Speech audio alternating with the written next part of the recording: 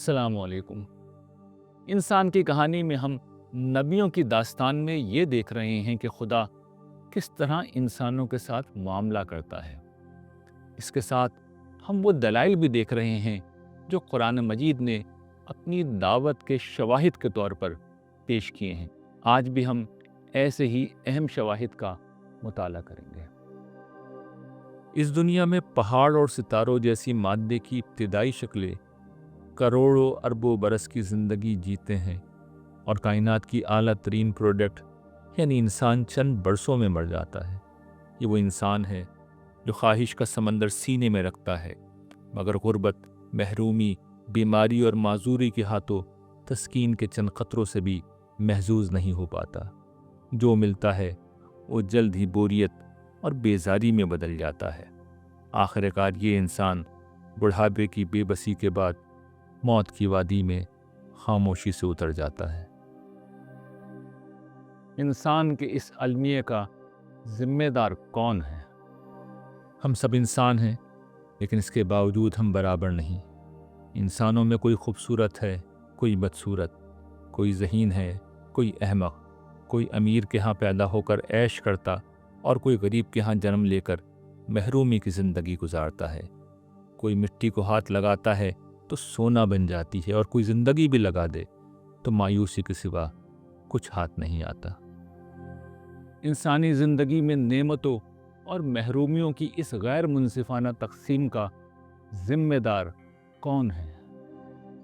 اس دنیا میں تباہ کن زلزلے، تند و تیز آندھی طوفان، زندگی کا رس نچوڑ لینے والے قحط، بلاخیز سیلاب اور خوفناک وبائیں پورے شہروں اور ملکوں پر ہلاکت مسلط کر دیتی ہیں۔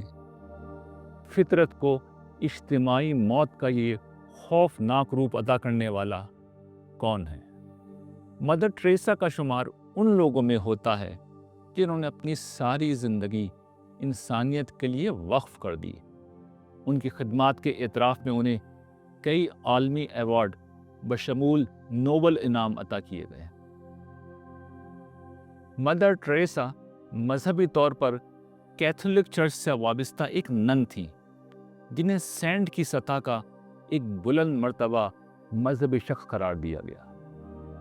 تاہم مدر ٹریسا کے خطوط پر مشتمل ایک کتاب Mother Teresa come be my light سے یہ ظاہر ہوتا ہے کہ مدر ٹریسا مذہبی اعتقادات یعنی خدا اور ایمان کے بارے میں بیشتر شعوری زندگی میں بے یقینی کا شکار رہیں۔ مدر ٹریسا کی زندگی کے مطالعے سے یہ اندازہ ہوتا ہے کہ اس کا سبب یہ تھا کہ وہ ساری زندگی لوگوں کو غربت، بیماری، موت اور دوسرے ان گنت دکھوں کی چکی میں پستا ہوا دیکھتے رہیں۔ ان کی ساری روحانیت اور دعائیں جب ایسے لوگوں کے معاملے میں آسمان سے خالی لوٹتیں تو بحیثیت ایک حساس انسان کے ان کے ذہن میں تشکیک نے جنم لیا ہوگا۔ اگر خدا دکھ، بیماری، محرومی، عدم مساوات، بلا و آفات اور بچوں اور جوانوں تک کو موت کے حوالے کر دینے والی ہستی ہے اور بہت سی دعاؤں کا جواب بھی نہیں دیتا، تو پھر مدر ٹریسا ہی کا نہیں، کسی بھی ذہین اور باشعور شخص کا خدا سے متعلق شک میں پڑنا ایک متوقع چیز ہے۔ اگر کائنات کا واقعی کوئی خالق ہے تو پھر کائنات میں پھیلا ہوا یہ شر بظاہر اس خدا کا کوئی بہت اچھا تعارف نہیں کراتا۔ پھر یہ کائنات کسی رحیم و کریم خالق کی تخلیق نہیں لگتی، بلکہ کسی کھلندڑے کا کھیل معلوم ہوتی ہے جس کا کوئی مقصد نہیں۔ یہی وہ مقام ہے جہاں قرآن مجید پوری قوت کے ساتھ ذہن انسانی میں پیدا ہونے والے ہر خیال کی مکمل تردید کرتا ہے۔ زمین اور آسمانوں اور ان کے درمیان کی چیزوں کو ہم نے کھیل کے طور پر نہیں بنایا ہے۔ حقیقت یہ ہے کہ ہم نے ان کو ایک مقصد کے ساتھ ہی پیدا کیا ہے، مگر ان کے اکثر لوگ جانتے نہیں ہیں۔ کھیل کرنا ہوتا تو اپنے پاس کر لیتے، جیتے جاگتے زندہ باشعور انسانوں کو خطرات سے بھری اس دنیا میں نہیں اتارتے۔ ہم نے زمین و آسمان کو اور اس کو جو ان کے درمیان ہے کچھ کھیل تماشے کے طور پر نہیں بنایا ہے، اگر ہم کوئی کھیل بنانا چاہتے تو اس کا اہتمام اپنے پاس ہی سے کر لیتے، اگر ہم کو یہی کرنا ہوتا۔ قرآن بار بار مختلف مقامات پر یہ بتاتا ہے کہ یہ کائنات ہرگز بے فائدہ اور بے مقصد نہیں بنائی گئی۔ یہ کائنات جو ہمیں نظر آتی ہے آنے والی ایک عظیم دنیا کا ابتدائی مرحلہ ہے اور ایک عارضی وقت تک موجودہ شکل میں رہے گی۔ اللہ نے زمین اور آسمانوں کو اور ان سب چیزوں کو جو ان کے درمیان ہیں برحق اور ایک مقرر مدت ہی کے لیے پیدا کیا ہے۔ ایک وقت آئے گا جب یہ زمین و آسمان بدل کر کچھ سے کچھ کر دیے جائیں گے۔ اس دن کو یاد رکھو جب یہ زمین دوسری زمین سے بدل دی جائے گی اور آسمان بھی، اور سب تنہا بے یار و مددگار اللہ واحد و قہار کے سامنے نکل کھڑے ہوں گے۔ قرآن مجید کے دوسرے مقامات سے معلوم ہوتا ہے کہ موجودہ زمین اور آسمان جنت کی اس دنیا میں بدل دیے جائیں گے جس میں نہ موت ہوگی، نہ بیماری، نہ دکھ ہوگا، نہ پریشانی، نہ بڑھاپا ہوگا، نہ کسی نعمت سے بوریت اور بیزاری ہوگی۔ یہ ابدی دنیا جو حسن، شباب، لذت، روحانیت، غرض انسان کے ہر تقاضے کا مکمل اور بھرپور جواب ہوگا، خالق کائنات اپنے ان بندوں کو اپنی رحمت سے عطا کرے گا جو پچھلی دنیا میں بن دیکھے اس کے بندے بن کر جیے اور نعمت اور محرومی کے ہر امتحان میں خدا کا بندہ بن کر اچھے عمل کرتے رہے۔ یہی موجودہ انسانوں کا موجودہ دنیا میں مقصد تخلیق ہے کہ زندگی جیسی عظیم نعمت سے لے کر موت جیسی عظیم مصیبت تک ہر خیر و شر سے اصل مقصود ان کا امتحان ہے کہ کون اچھا عمل کرتا ہے۔ بہت بزرگ، بہت فیض رساں ہے وہ پروردگار جس کے ہاتھ میں عالم کی بادشاہی ہے اور وہ ہر چیز پر قدرت رکھتا ہے۔ وہی جس نے موت اور زندگی کو پیدا کیا تاکہ تم کو آزمائے کہ تم میں سے کون بہتر عمل کرنے والا ہے، اور وہ زبردست بھی ہے اور درگزر فرمانے والا بھی۔ اس دنیا میں انسانوں کے لیے امتحان کا تصور اجنبی نہیں، لیکن یہ چیز بالکل اجنبی ہے کہ امتحان لیا جائے اور نتیجے کا اعلان نہ کیا جائے۔ دنیا میں برپا اس امتحان کا نتیجہ بھی نکلے گا، مگر یہ اس دن ہوگا جب لوگ مرنے کے بعد دوبارہ زندہ کیے جائیں گے اور اپنے رب کے حضور پیش کیے جائیں گے۔ حقیقت یہ ہے کہ ہر جان کو موت کا مزہ چکھنا ہے، اور ہم اچھے اور برے حالات سے تم لوگوں کو آزما رہے ہیں پرکھنے کے لیے، اور ایک دن تم سب ہماری ہی طرف لوٹائے جاؤ گے۔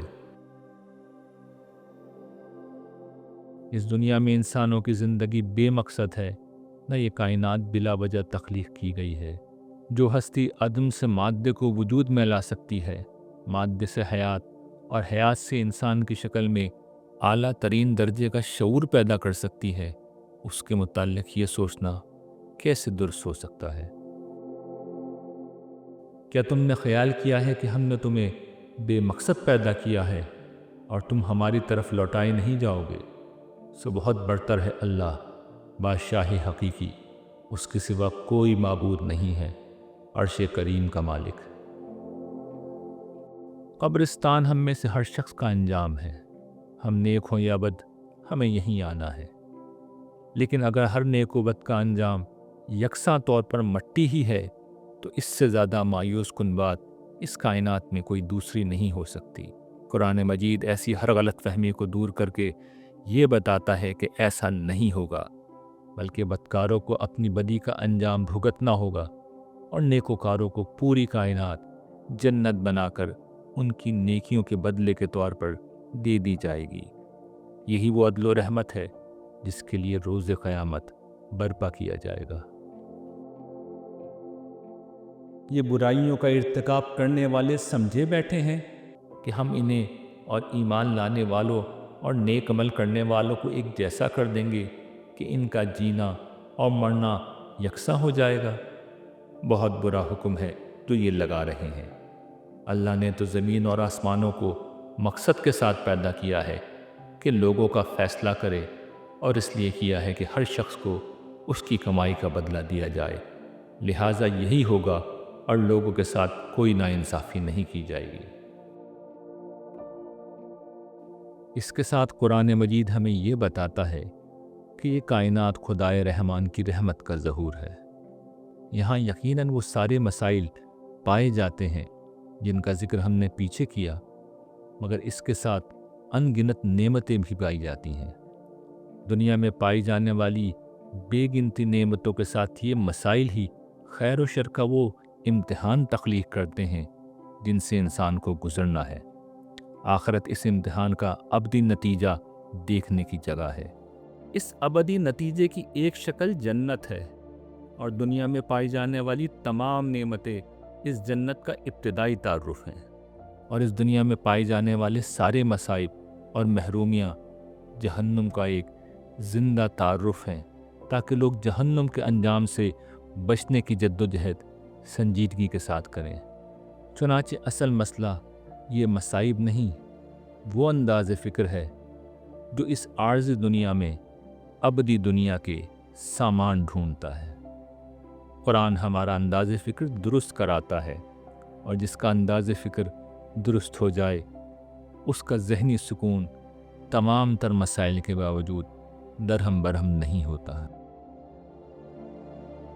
کسی واقعے کا ایک ایسا بیان جو انسانی عقل اور فطرت کو اپیل کرے، وہ اس واقعے کی سچائی کی سب سے بڑی دلیل ہوتی ہے۔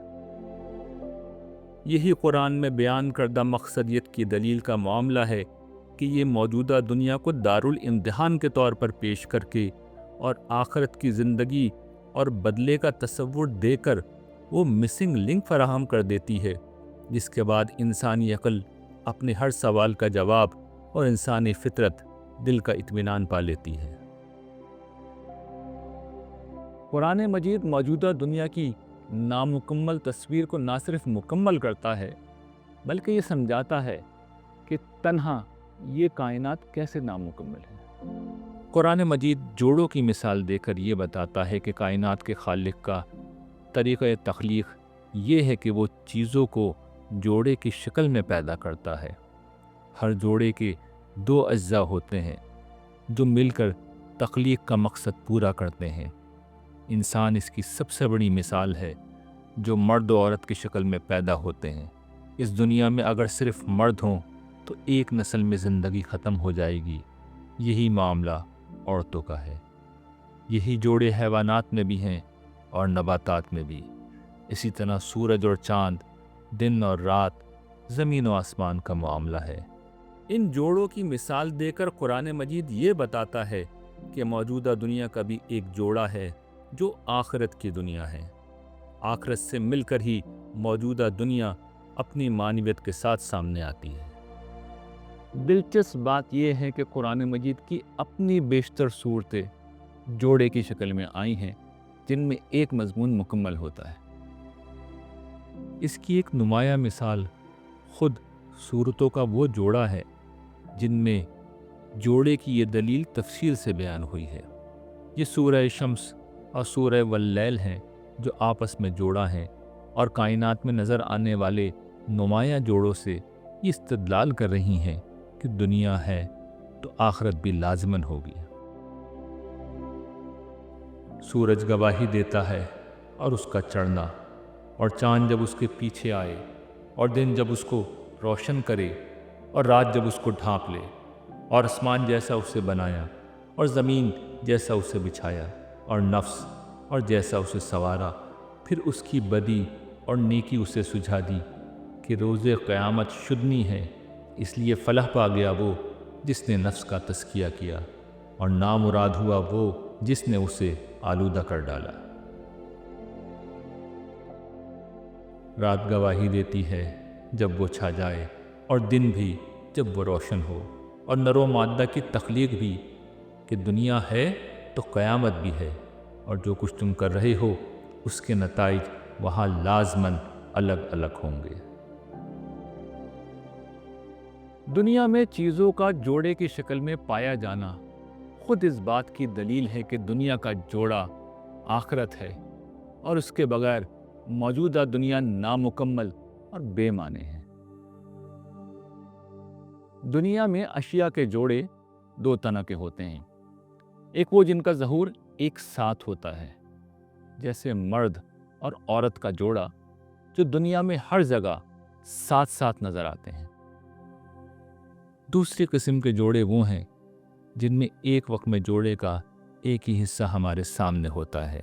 اس کی سب سے نمایاں مثال دن اور رات ہے۔ ہمارے سامنے ایک وقت میں دن ہوتا ہے یا رات۔ جب دن ہوتا ہے تو رات نہیں ہوتی، اور جب رات ہوتی ہے تو دن نہیں ہوتا۔ فرض کیجئے کہ زمین کی گردش اتنی آہستہ ہو جاتی ہے کہ دن اور رات 1000 برس کے ہو جاتے ہیں۔ یہ بھی فرض کر لیجئے کہ اس سے زندگی کے معمولات میں کوئی فرق نہیں پڑتا، سوائے اس کے کہ لوگ سفر کر کے زمین کے دوسرے حصے میں نہیں جا سکتے۔ ایک ایسی دنیا میں آدھے لوگ اندھیرے میں پیدا ہو کر ساری زندگی اندھیرے میں گزاریں گے اور آدھے لوگ دن میں۔ سوال یہ ہے کہ ایسے میں رات میں رہنے والوں کو یہ کیسے سمجھایا جائے کہ دن کیا ہوتا ہے، اور جلد یا بدیر تم اسے اپنی آنکھوں سے دیکھ لو گے۔ ہو سکتا ہے کہ کچھ لوگ چاند اور ستاروں کی مثالوں سے سمجھ لیں کہ دن اور اس میں چمکنے والے سورج کی روشنی کچھ ایسی ہی چیز ہوتی ہوگی، مگر بہت سے ہوں گے جو اس پورے تصور ہی کا مذاق اڑائیں گے۔ یہی معاملہ ان لوگوں کا ہے جو اس دنیا میں رہ کر آخرت کا مذاق اڑاتے اور اس کا انکار کرتے ہیں۔ ایسے لوگوں کو قرآن مجید سمجھاتا ہے کہ آخرت کا آنا تو طے ہے، لیکن یہ آئے گی اسی طرح جیسے دن کے بعد رات یا رات کے بعد دن آتا ہے، یا جس طرح چاند مختلف منازل طے کرتا ہوا ایک مہینہ پورا کرتا ہے اور پھر اگلا مہینہ شروع ہوتا ہے۔ خدا کی کائنات میں سورج اور چاند اور دن اور رات کا جوڑا دنیا اور آخرت کی تمثیل ہے۔ یہ سب ایک ترتیب سے اور بتدریج ایک کے بعد ایک کر کے آتے چلے جاتے ہیں۔ دن بتدریج شفق میں اور شفق اندھیروں میں ڈھل جاتی ہے، پھر اندھیرا صبح کے اجالے اور اجالا دن کی روشنی میں بدل جاتا ہے۔ ایسے ہی ایک روز دنیا پر چھائی ہوئی یہ ظلم اور شر کی رات ختم ہوگی اور زمین اپنے رب کے نور سے چمک اٹھے گی۔ ہرگز نہیں، چاند گواہی دیتا ہے اور رات بھی جب اس نے پیٹھ پھیر لی، اور صبح بھی جب وہ روشن ہو جاتی ہے، کہ قیامت کا یہ ماجرا بڑے ماجروں میں سے ہے، انسان کی تنبیہ کے لیے سنایا گیا ہے۔ تم میں سے ہر اس شخص کے لیے جو چاہے کہ ماننے کے لیے آگے بڑھے یا رد کر کے پیچھے ہٹ جائے۔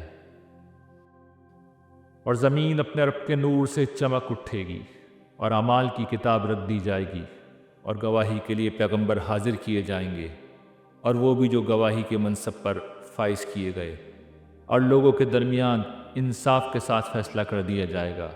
ان پر کوئی ظلم نہ ہوگا، اور ہر شخص کو جو کچھ اس نے کیا تھا پورا دے دیا جائے گا۔ اللہ خوب جانتا ہے جو کچھ وہ کرتے رہے ہیں۔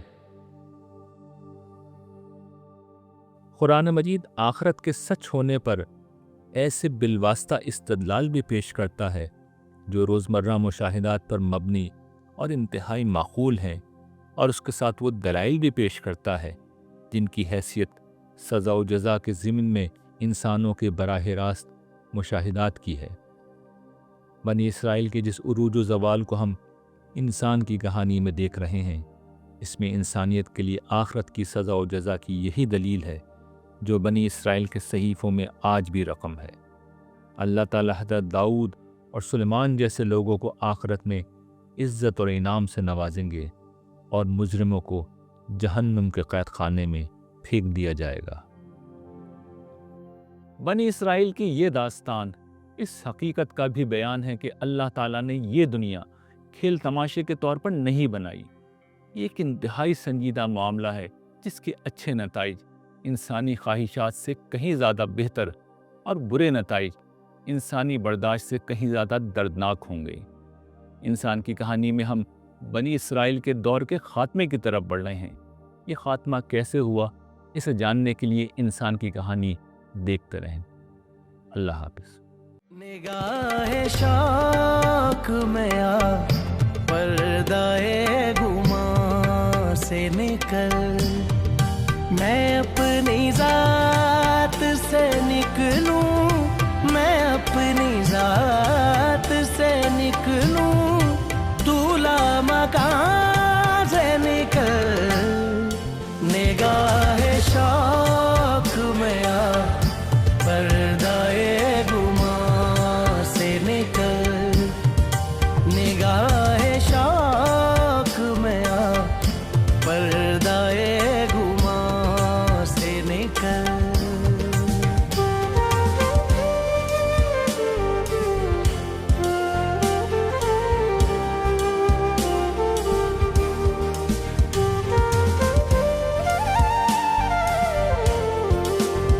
جانتا ہے میری پستیوں کو پھر بھی کبھی، تو جانتا ہے میری پستیوں کو پھر بھی کبھی. میری زمین پہ اتر، اپنے آسمان سے نکل،